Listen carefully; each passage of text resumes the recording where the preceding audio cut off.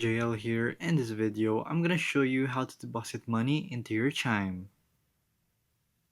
So to do this is pretty simple. So the first step right here, as you can see, is we're actually gonna make an instant transfer.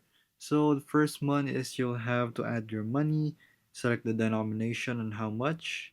Here you want to link your debit card, transfer from another account in Chime app, or you want to move money from another account app or website.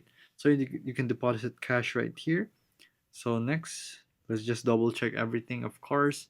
Just check the amount, the availability, and then from where it is. Even if it's correct, just press confirm transfer.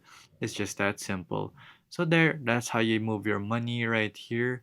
It's just that simple. Or you can actually do this, another method. So you want to deposit right here. You want to go to move money, deposit cash, and then here you can ask your cashier to scan the barcode. So you want to see locations near you if you want to cash in from a certain department store or something. You want to go to Walgreens, you can do so right here. So there you go, guys. That is how you deposit your cash here or move money into Chime. So if this video was helpful, please hit the like button and don't forget to subscribe.